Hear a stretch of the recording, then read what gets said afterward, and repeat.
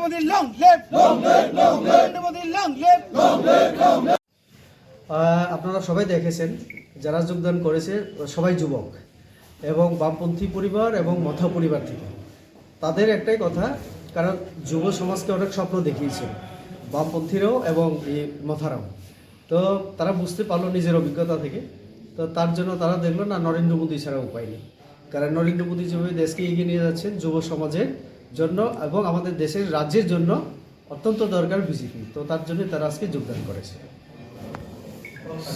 খোয়াই জেলায় আমাদের একটা সাংগঠনিক বৈঠক ছিল।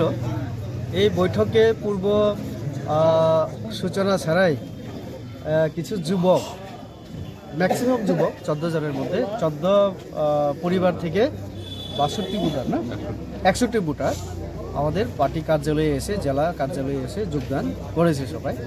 আমরা জেলার তরফ থেকে এবং ভূমিকানন্দ আমাদের রাজ্য সম্পাদক, আমরা প্রদেশের তরফ থেকে আমরা তাদেরকে স্বাগত জানিয়েছি। এখানে জেলা নেতৃত্ব মণ্ডল অনেকে আছেন, তো তাদের কথা তারা অনেকে মাথায় ছিল এবং কিছু যুবক আছে তারা বামপন্থী পরিবার থেকে। তো তারা স্বেচ্ছায় আজকে পূর্ব কোনো ইনফরমেশন ছাড়াই তারা আজকে আমাদের দলে যোগদান করেছে।